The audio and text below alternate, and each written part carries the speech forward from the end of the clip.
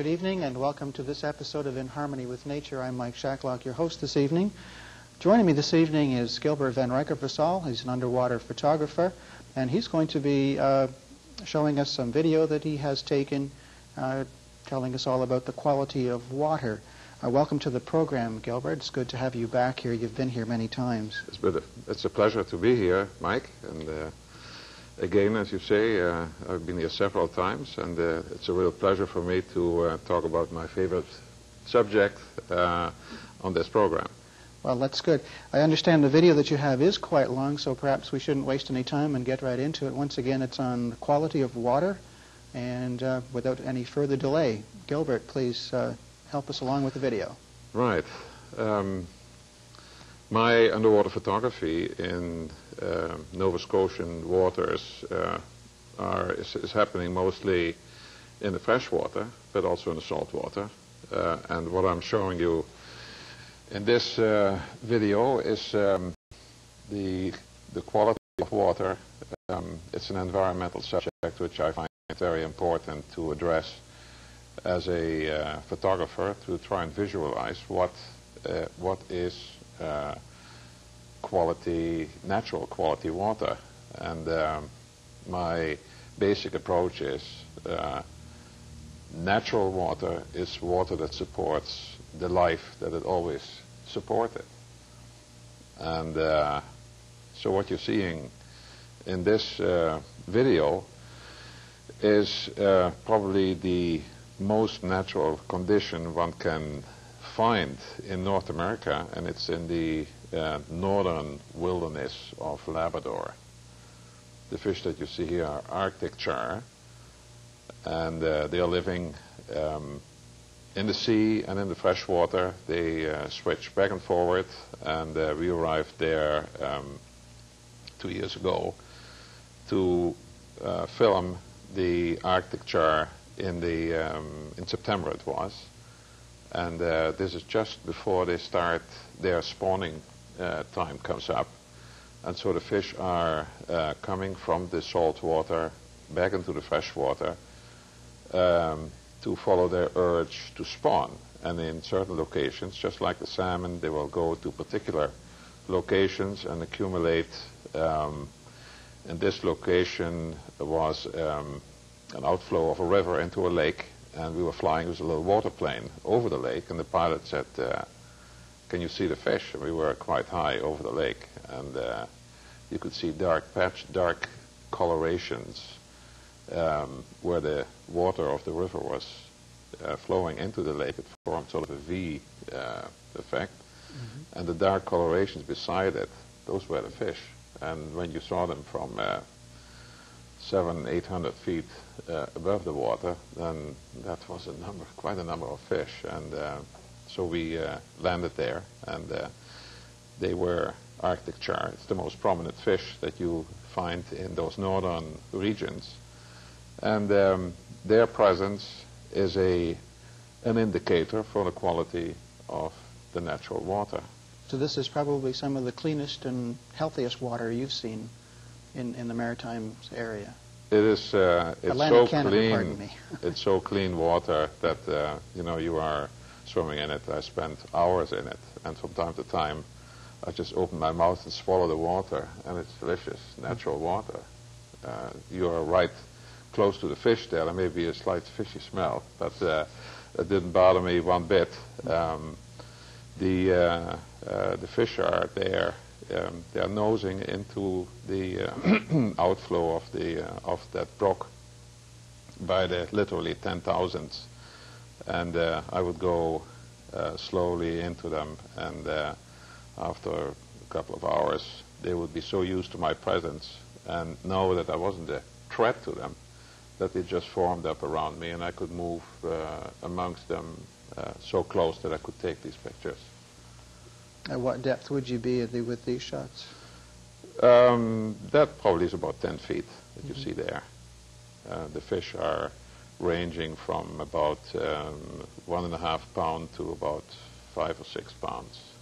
And some of them are showing a little bit red on their sides, which is the spawning colors that eventually the whole fish is red. The whole, well, I have never seen that because I was never there when we were that close to the spawning season, but some of the fish were already quite red. You see a little later on some fish that show a bit more color than these do.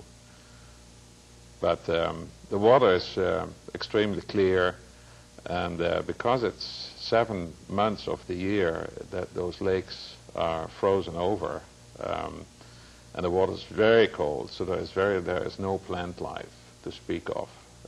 There is a little bit algae of particular type that stands up to the cold water, but the abundance of fish is there. They feed on the fly larvae in those northern regions. The flies in the summertime are absolutely incredible, and that's what the juvenile char are feeding on. And then when they reach a certain age, like the salmon reach the parr stage and spawn stage, and then they go into the ocean, and then they feed the abundance of food that is in the salt water, and then they come back to spawn in the fresh water again. And from Labrador we move to, in this case, the Gaspé, and we are snorkel diving in pools of the Grand Cascapedia River, which is near New Richmond, and it's a river which is also characteristic for that area, very clear, and it shows the interior of the main flow off of the watershed of those areas. The main channel, you have brooks that finally form into the big river, and the water erosion that shaped the valley and shaped the flow of the geography of the river. It all shows the space of fresh water, and in the shallow water you have the current, and in the pools you have fairly static situation where there's also current but less, and because of the depth of the water, the fish accumulate there. It gives them more protection, and when you drift down for miles, which I do when I do photography in those rivers, then you go from the shallow into the pools again, and then it's a succession of shallow and pools. And in the pools you see the fish, and then you realize that the quality of the environment is reflected in the presence of these species that are there, that have always been there, but especially today where we have rivers which are affected by acid rain and have lost their very small life. And then of course the salmon is the trout rather is the biggest predator. The salmon isn't really a predator because he is only there to spawn, but it is the largest fish in the river, and it's the juvenile phases of the salmon that have to live on the insect life that the water provides. And so very slight differences in the pH level of the water will affect the insects, and with it everything that depends on this most important part of the life cycle of species that live in the aquatic part of the ecosystem that is in these locations. The water does look very, very, very clear. Not as much as the Labrador video that you had, but so that this river has not been impacted by man in any way to change it. Well, the Gaspé region is habited mostly on the shores. The inland is mostly woodland and slightly mountainous, but there is some mining going on, but mostly it's woodland, and one could say it's still fairly wilderness condition.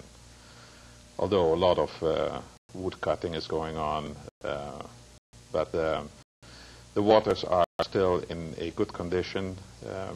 The fish that are there are an original salmon stock, which is another very interesting characteristic of salmon, is that they develop this. Each river has its own very, very unique strain of salmon that have bred in that river and will return after an enormous voyage into northern waters. It will return to that same location again. And it is a particular fish family that lives in that river and has in its genes the story, the history of that river. And so we,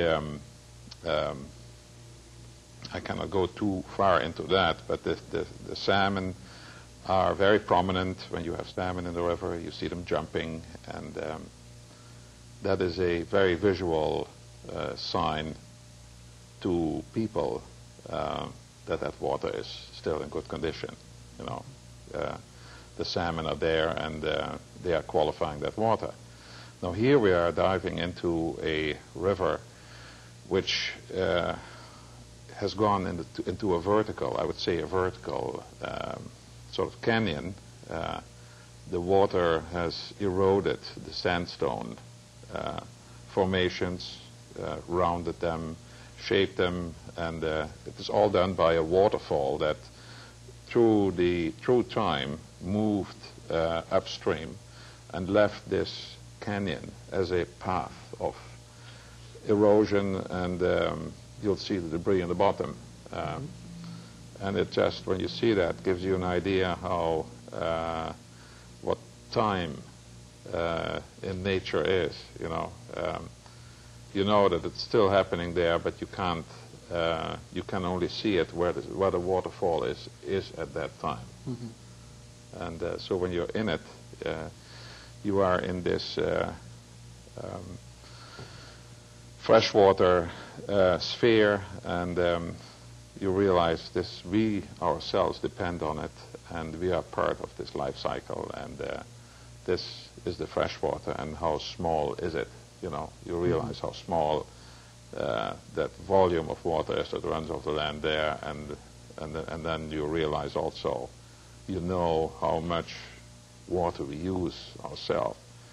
And although we are not having that much of a problem in these regions, further down south, the limits of the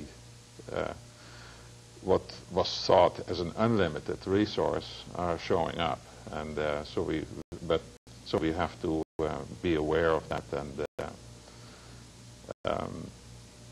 and so we, as an underwater photographer, I find it important to render these ideas in visual material, like in video documentation, or in even in still photography.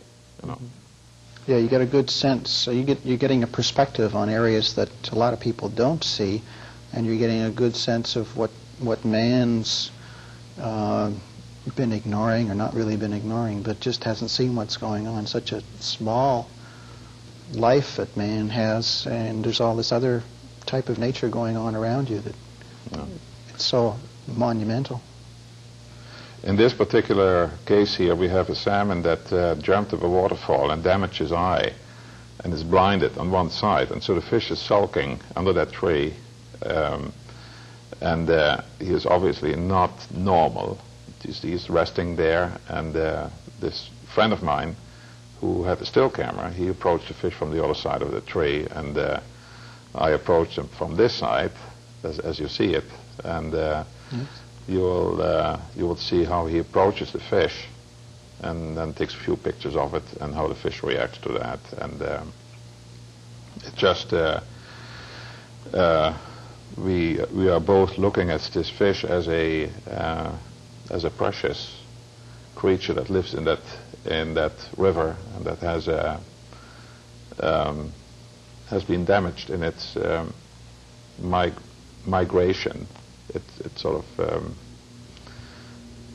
so he gets really close up to it, and he had never worked with salmon before, so he made movements in the water that the fish registered with its lateral line, and he was on the blind side, but the fish can still feel with his lateral line the pressure differences in the water, you know, and he noticed it after a while, and then he moves off. And then, because the space is so small that we are working in, it's still a pool of about 2 acres, and this ravine, this underwater ravine leading into it, we found the fish in several other locations where it found a resting place. You know.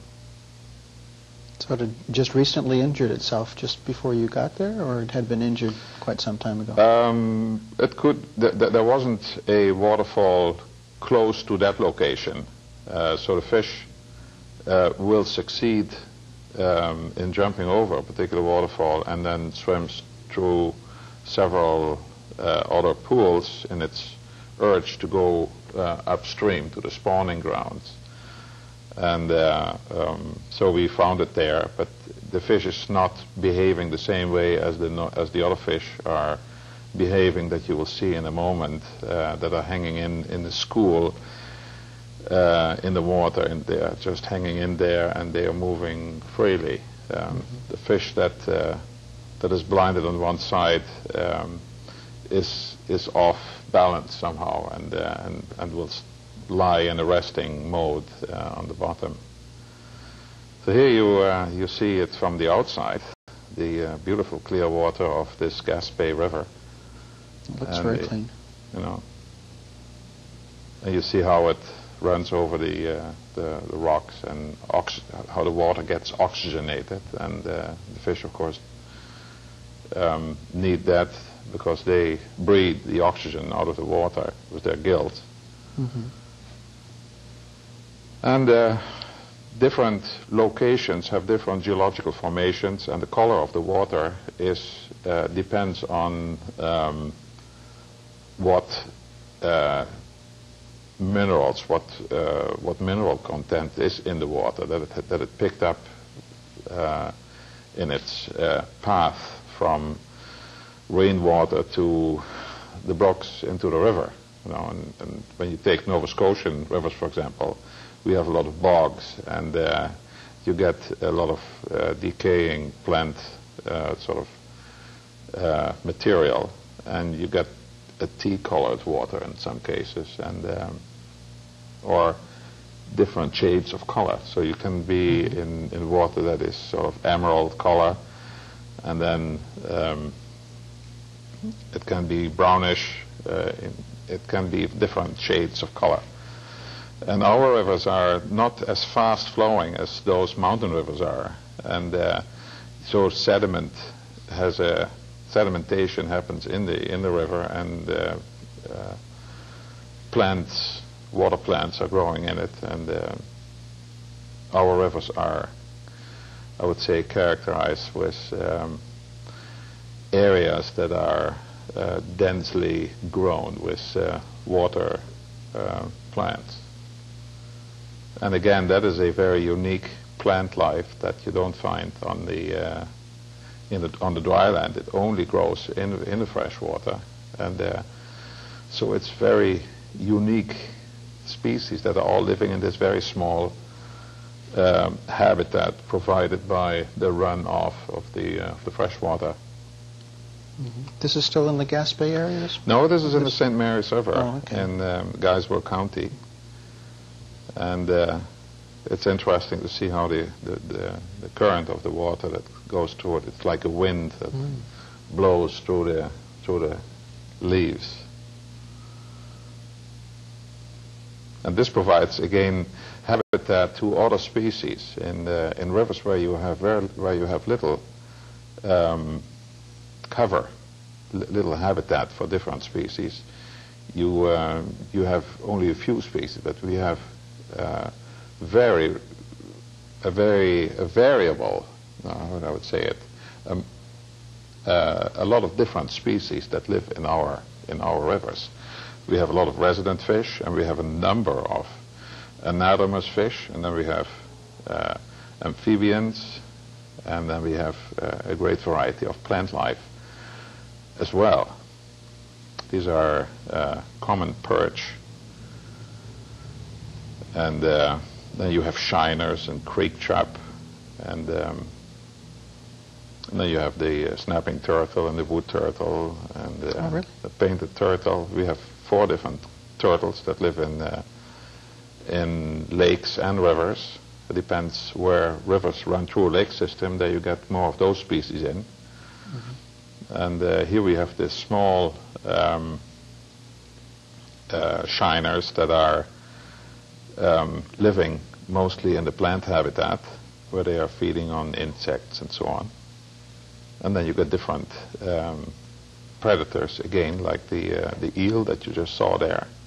That the eel is feeding in the grass, and it brings up, it shakes out of the grass larvae from water insects, and that's why those fish are there to, because they have noticed that the eels are bringing this up, so that activity brings food into the water column, and so it indicates how these species are depending on each other's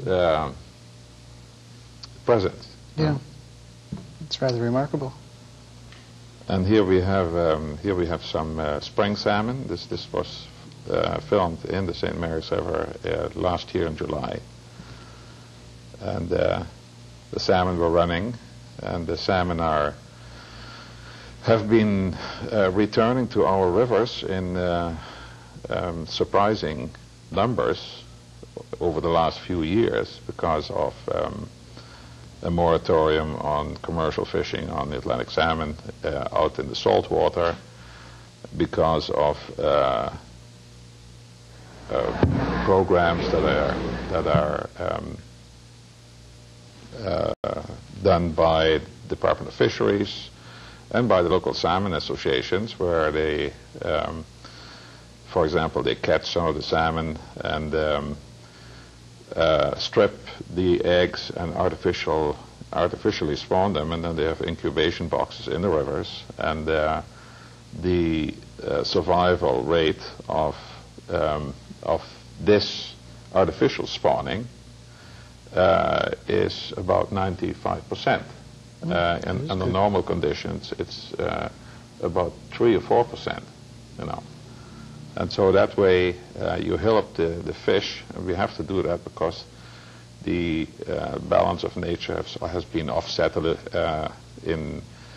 by the fact that we are present in the ecosystem of this river, for example.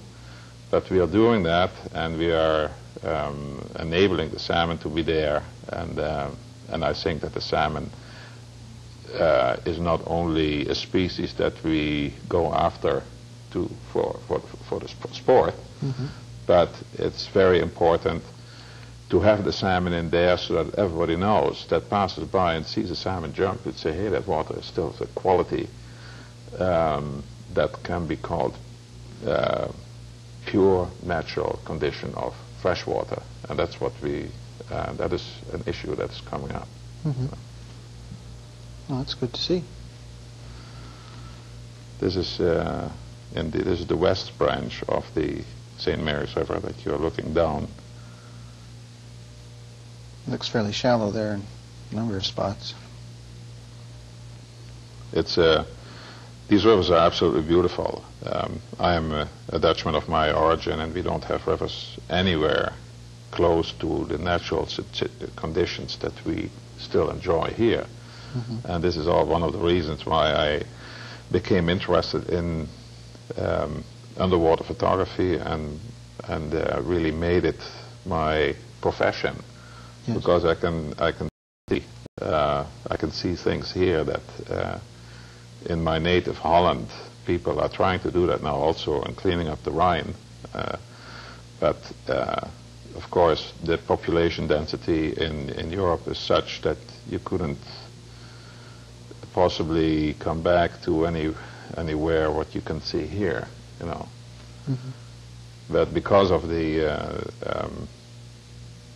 the pollution that we are creating in so many different ways, where we are here in a very close to natural world. And as the further north you go, you come into a wilderness condition that is the ideal condition. We are still experiencing effects which are endangering these ranges where the natural world is still almost untouched. And we are worrying about the fact that we know what is happening, and we have to help nature or prevent things from happening. No. Mm-hmm. Well, that was a very interesting video. It shows that there is a lot of wildlife left, and a lot of the doom and gloom that we do here is perhaps well-founded in a lot of ways, but there are still some nice, healthy areas in the province and maritime Atlantic Canada. Well, I think that it's important for people to realize what we still have and be quite proud of that, because what we have is beautiful, and it impresses a newcomer like myself and anybody who comes from the outside here. It's also an image that we are that we have to cultivate for ourselves and for people that we want to attract from the outside, because we have conditions here that they want to come and see, you know. That's been very good, very interesting. Appreciate you bringing the video and showing us the different areas in Atlantic Canada that are still supporting the good wildlife. Thanks very much for coming again, Gilbert.